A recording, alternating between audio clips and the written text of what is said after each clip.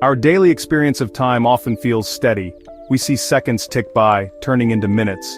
These minutes then accumulate into hours and hours into days. This progression seems fixed, consistent, and universal for everyone. We build our lives and schedules around this apparently constant flow of time, but this comfortable feeling of uniform time might be just our human perception. Is time truly the same for all people, in all places, and under all conditions? This is an ancient and profound question that thinkers have pondered for centuries. Consider your own personal experiences with the passage of time. Sometimes when you are engaged in a tedious task or waiting for something eagerly, time can feel like it is dragging on very slowly. Each minute can seem like an eternity. Conversely, when you are engrossed in an enjoyable activity or spending time with loved ones, hours can fly by in what feels like mere moments. This common human experience shows us that our perception of time is not always a rigid, unyielding clock. This simple observation hints at something much deeper about the nature of time itself. It might be more flexible and subjective than we commonly assume. Ancient civilizations and wise thinkers also dedicated much thought to the concept of time. They observed the regular cycles of the sun, the moon, and the distant stars. These celestial bodies moving across the sky served as their first clocks, marking the passage of days, months, and seasons. They often perceived time as something vast, almost immeasurable, and frequently linked it to the divine or the workings of the cosmos. Many ancient cultures understood that time was a mysterious force, something that was ultimately beyond complete human comprehension. This intuition about time's complexity is a common thread in human thought across different eras and cultures, so we begin our exploration of this fascinating topic by questioning our everyday assumptions. Time may not be the simple, straightforward ruler we often imagine it to be. It is perhaps more accurately described as a flowing stream or a dynamic river, one that can change its pace, sometimes rushing quickly and at other times meandering slowly. Our human viewpoint offers only one limited perspective on this complex phenomenon. Embracing this idea of time's flexibility is crucial as we delve into what divine scriptures like the Quran reveal about its nature, and how these ancient insights remarkably resonate with some of the most advanced scientific discoveries of our modern age. The Holy Quran, which Muslims believe to be the literal word of Allah, speaks about time in several profound and thought-provoking ways. The Quran does not treat time merely as a background feature of existence. Instead, it presents time as an integral part of Allah's creation, something He has fashioned with purpose and wisdom. One very significant verse that invites contemplation is found in Surah Al-Insan chapter 76 verse 1. This verse poses a powerful question. Has there not come upon man a period of time when he was not a thing even mentioned?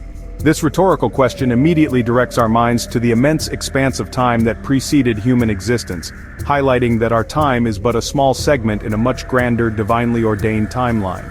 Another extremely illuminating verse concerning the nature of time is found in Surah Al-Ma'arij, chapter 70 verse 4. This verse states, "The angels and the Spirit ascend to him in a day the measure of which is 50,000 years." This statement is truly remarkable. It explicitly tells us that what constitutes a day in the heavenly realm, or for celestial beings like angels, is equivalent to 50,000 of our earthly years. This verse directly and clearly demonstrates that time is not absolute or uniform. Its measure can vary dramatically depending on the observer, the realm, or the specific frame of reference being considered. Our human experience of a day is vastly different from how time might pass in other dimensions or for other created beings. Similarly, Surah Al-Hajj, chapter 22, verse 47 provides another compelling measure for comparing divine and human timescales. It declares, "And indeed a day with your Lord is like 1,000 years of those which you count." Once again, the Quran emphasizes this concept of differential time. Divine time operates on an entirely different scale compared to human time. A single day in Allah's reckoning is akin to a millennium from our perspective. Such verses are not primarily intended as precise mathematical conversion factors for all contexts. Rather, their purpose is to impress upon us the immense scale of Allah's existence, His power, and His operations relative to our very limited human lifespan and perception. This understanding should foster a sense of humility and awe. These Quranic verses, and others like them, collectively teach Muslims a fundamental theological lesson. They establish that time is not an independent, self-subsisting entity that ticks away uniformly throughout the cosmos. Instead, time is a creation of Allah, just as He created the heavens, the earth, and all that is within them. This means that time itself is subject to his divine will and his omnipotent power. Grasping this concept is central to the Islamic worldview. It encourages believers to reflect more deeply on the purpose of their own transient time on this earth, and to consider how they can best utilize this precious, finite resource in a manner that is pleasing to their Creator. In the core of Islamic theology, time is understood to be entirely subservient to the will and command of Allah. It does not possess any inherent power or operate independently of its Creator. Allah is Al-Khaliq, the Creator, and His act of creation encompasses everything that exists, including the very dimension of time itself. Consequently, Allah is not bound or constrained by time in any way. He exists beyond its flow and its limitations. Time, with its divisions of past, present, and future, profoundly affects all of creation, including human beings, but it does not affect the Creator. This is a vital aspect of Tawheed, the foundational Islamic principle of the absolute oneness and uniqueness of God. One can perhaps use an analogy to better grasp this concept, though all analogies fall short of describing the divine. Imagine an author who writes a story. The author creates the world within that story, the characters who inhabit it, and the timeline along which the story unfolds. The characters within the narrative experience time as it passes in their fictional world, but the author exists outside of that world and its specific temporal framework. In a far more supreme and perfect sense, Allah, as the ultimate creator, fashioned the universe in the dimension of time within which it operates. He, therefore, can alter time, make it cease, or cause it to pass at different rates in different parts of his vast creation, all according to his divine wisdom and will. The Quranic references to different durations for a day, such as one day being equivalent to 1,000 human years, or another day being like 50,000 human years, serve to reinforce this understanding. These are not descriptions of God experiencing extraordinarily long days. Rather, these varying measures are provided to help human beings conceptualize the immense difference in scale and operation between the divine realm and our limited earthly existence. For human beings, time is generally experienced as a linear progression that governs our lives, our growth, our experiences, and our eventual return to Allah. However, for Allah, all of time, the past, the present, and the future, is encompassed within His eternal knowledge simultaneously. This profound belief that time is a creation and serves Allah's will has significant practical and spiritual implications for the life of a Muslim. It means that the specific span of time allotted to each individual on earth is a sacred trust from Allah. This life is a period of testing, an opportunity for growth, and a chance to earn divine pleasure. We are therefore accountable for how we choose to spend this precious commodity of time. Recognizing that time is a divine creation, rather than an absolute and impersonal force, should inspire us to value it deeply and to strive to use it in ways that are constructive, beneficial, and pleasing to our Creator, instead of merely being carried along by the passage of minutes and hours without a higher purpose. It is truly fascinating to observe how these ancient Quranic concepts regarding the non-absolute nature of time find remarkable echoes in the discoveries of modern science. The early 20th century witnessed a revolution in our scientific understanding of time, largely due to Albert Einstein's groundbreaking theory of relativity.